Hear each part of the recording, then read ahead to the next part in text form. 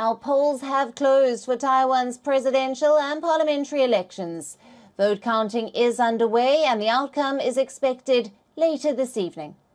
The high-stake elections are being closely watched as China steps up its rhetoric over the self-ruled island. The closely watched polls will impact the future of Taiwan's independence. And China has been accused of attempts to influence voters to pick candidates who favor reunification. The accusations include military threats, diplomatic pressure, fake news and financial lures. Deepfakes to social media videos are increasingly being reported, especially on the Chinese-owned video platform TikTok. Now, they are aimed at DPP candidate Lai Ching-te, who backs Taiwan's independence. Experts and Taiwanese officials alike have linked this wave of disinformation to Beijing. China is interfering in Taiwan's elections using many platforms developed with advanced technology such as WION or TikTok, which the Taiwan government is worried about. In addition, China is also using artificial intelligence to conduct cognitive warfare against Taiwan. Now, one such fraudulent video emerged in November. It showed Lai speaking to the press with the audio altered to make it sound like he was praising his Beijing-friendly opponents. Taiwanese authorities took the video down and described it as an attempt to influence voters.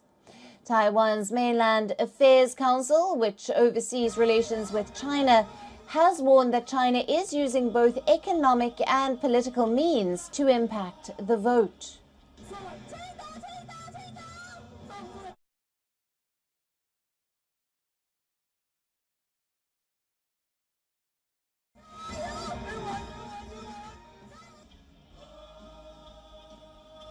Now, for more on this, we are being joined by Professor Roger Liu, the CEO at Research Institute for Democracy, Society and Emerging Tech, joining us live from Taipei. Thank you for being with us.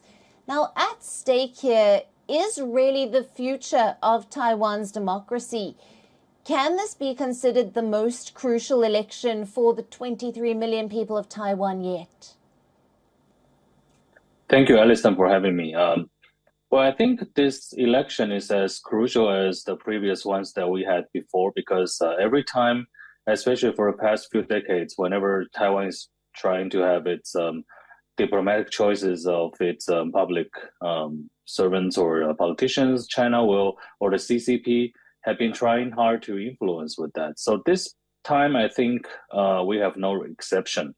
But what faces us now is that we are actually at a critical juncture, especially now we are seeing the rise of what is called Cold War 2.0, the rivalry and the competition, the growing competition between especially the US and China nowadays. And we are facing a rising China trying to expand its authoritarian influence outside of the Eurasian continent. So in this critical juncture, actually, Taiwan's election becomes more important because that's actually a testimony of people's, especially Taiwanese people's, decision to counter the influence of China.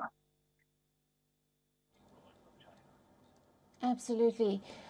Now, Professor, the results show the ruling DPPs lie ahead on 40.89% in the Taiwan vote count. What is your view of which way the election results could go? Well, as most of the people has predicted, DPP will most likely to win the presidency this time.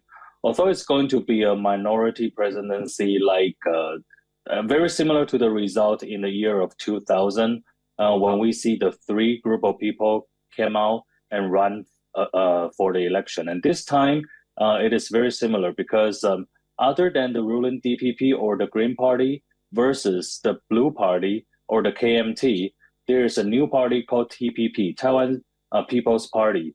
Actually, they are trying to pose themselves as the third power or the third path, which attracts especially the young voters, the professionals, or those who have been growing to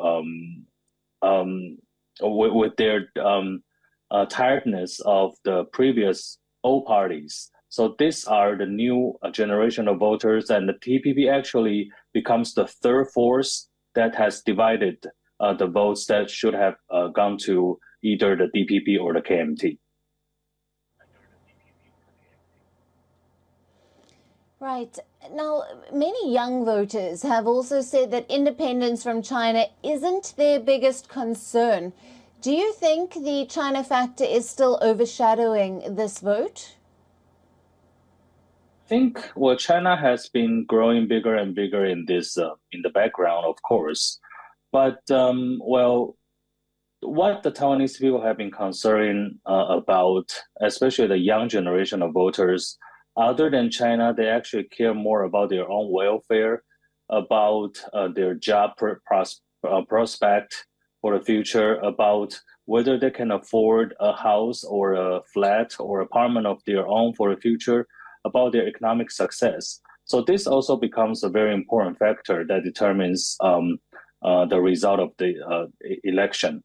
Of course, Taiwanese people still trusted the current ruling party DPP for the past for the past performance that they have delivered to the Taiwanese people. Especially, Taiwan has been enjoying the economic growth mainly from the semiconductor or the ICT sector for the past few years. But at the same time, people are also seeing the division between the rich and the poor, because a lot of professionals from the ICT sector, they benefit from that. They can afford a house. But there are a majority of the young people, actually, they have to bear the cost of the rising living expenses and losing job perspectives. So they are actually looking for a new groups of candidates which can deliver them the hope for the future. So under this background, actually, TPP actually has got their share of votes. And another thing to watch is that actually the DPP is expected to lose their majority in the legislative yuan or the unicameral Taiwanese legislature. So this actually will pose a possible obstacle for the Taiwanese government to deliver their policy for the future, especially the policy towards China and the foreign trade. Right. Professor, thank you very much for being with us and for your insights on the latest out of the Taiwan election. You're welcome.